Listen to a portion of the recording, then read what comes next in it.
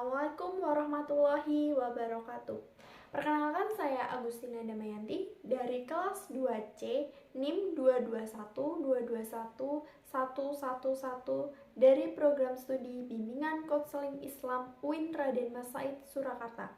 Di dalam video ini saya akan mengulas kembali materi yang sudah disampaikan oleh Ibu Khalifatul Hasanah. Ada 3 materi yang akan saya ulas dalam video ini. Yang pertama yaitu pengertian hadis, sunnah, khobar, dan asar. Yang kedua, pengertian sanad, matan, dan mukhoris. Yang ketiga ada kodifikasi hadis. Baik, memasuki materi yang pertama yaitu pengertian hadis, sunnah, khobar, dan asar.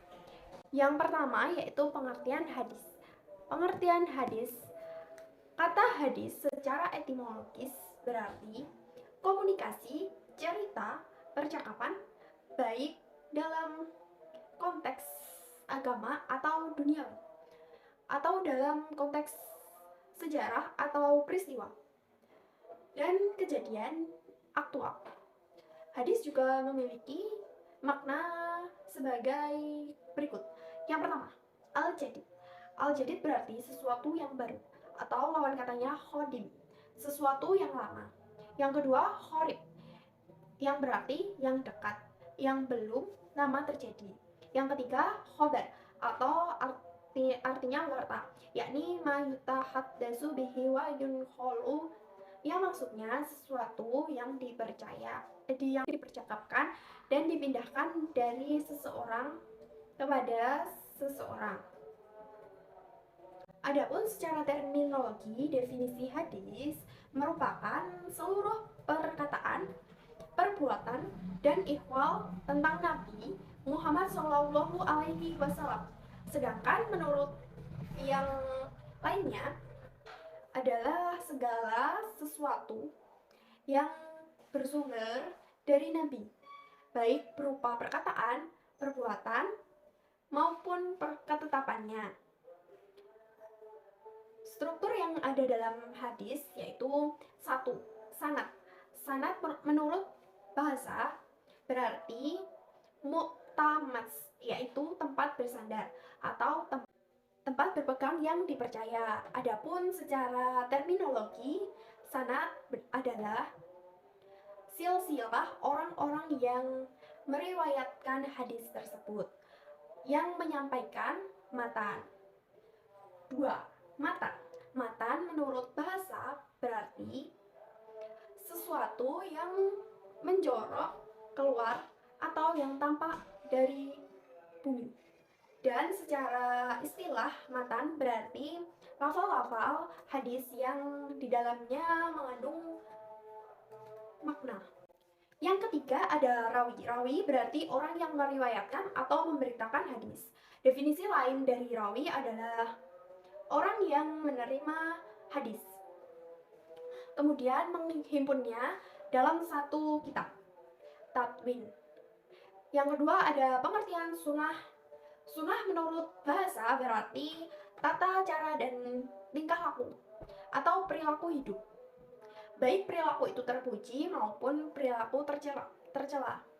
Sunnah pada mulanya berarti cara atau jalan, yaitu jalan yang dilalui orang-orang dahulu, kemudian diikuti oleh orang-orang di belakangnya. Menurut ulama usul fiqh, sunnah berarti sabda Nabi Muhammad SAW yang bukan berasal dari Al-Quran, pekerjaan atau ketetapannya. Jika suatu perbuatan Nabi Muhammad SAW tidak dijadikan dasar hukum seperti makan, minum, tidur, berjalan, meludah, menelan, buang air, dan sebagainya, maka pekerjaan biasa sehari-hari tersebut tidak dinamakan sunnah. Yang ketiga ada pengertian khabar. Khabar secara bahasa berarti an-naba, atau yang berarti kabar atau berita. Adapun secara istilah, kabar ini diartikan semakna dengan hadis, sehingga memiliki definisi yang sama dengan hadis. Namun hadis lebih umum dan lebih luas daripada khobar tersebut. Adapun pengertian khobar menurut istilah antara lain: 1. Khabar adalah sinonim dari hadis, yaitu sesuatu yang disandarkan kepada Nabi Muhammad SAW dari perkataan, perbuatan, takrir, dan sifat. Yang kedua, khabar berbeda dengan hadis. Hadis adalah sesuatu yang datang dari Nabi Muhammad SAW, sedangkan khabar adalah berita dari selain Nabi Muhammad SAW. Yang ketiga, khabar lebih umum daripada hadis. Hadis adalah sesuatu yang datang dari Nabi Muhammad SAW, sedangkan khabar adalah yang datang dari Nabi atau dari selain Nabi Muhammad SAW. Yang keempat, ada atsar. Secara bahasa, atsar berarti bekas atau sisa-sisa sesuatu. Artinya peninggalan atau bekas Nabi, karena hadis tersebut peninggalan Nabi Muhammad SAW. Atsar secara istilah menurut jumhur ulama menyatakan bahwa atsar artinya sama dengan khobar, yaitu berarti segala sesuatu yang bersandarkan pada Nabi Muhammad SAW dan juga kepada para sahabat dan tabi'in. Namun para fuqaha atau ulama fiqh Khurasan membedakannya dengan mengkhususkan al-mauquf, yaitu yang disandarkan kepada sahabat disebut atsar. Sedangkan al-ma'ruf, segala sesuatu yang disandarkan kepada Nabi disebut khobar. Materi yang kedua yaitu sanad. Sanad secara bahasa Arab berarti al-mu'tamad, yang artinya penyandaran untuk yang lainnya. Al-sanad sendiri mempunyai arti bagian depan atau kaki gunung. Di dalam hadis mempunyai arti bahwa sanadnya kita bersandar terhadap para periwayatnya, yang bertujuan mengetahui pernyataan Nabi Muhammad SAW. Yang kedua yaitu bermula dari sabda Nabi yang sampai kepada kita melalui periwayatan Al-Bukhari. Al-Bukhari dari Ibnu Al-Muttasana, dari Abdul Wahab As-Sakhafi, dari Ayub, dari Abu Khilabah, dari Anas, dari Nabi Muhammad SAW. Keterkaitan mereka merupakan bentuk dari bermata rantai dan menyandar dari si A ke B dan B ke C dan seterusnya.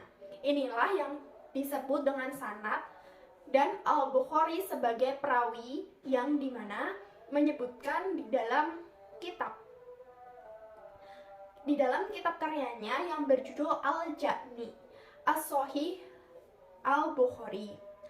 Peran sanad di dalam bidang ilmu hadis yaitu sebagai neraca yang menimbang sahih atau doifnya sebuah hadis. Sebuah hadis, contoh apabila salah seorang dalam sanad ada yang menjadi tuduhan, fitnah, berdusta, atau bisa dikatakan jika setiap para pembawa berita dalam mata rantai sanad tidak langsung bertatap muka, maka hadis tersebut doif, sehingga tidak dapat dijadikan hujah. Sebaliknya, apabila para pembawa hadis tersebut memenuhi persyaratan, yakni adil, takwa, tidak fasik, memiliki daya ingat yang kuat,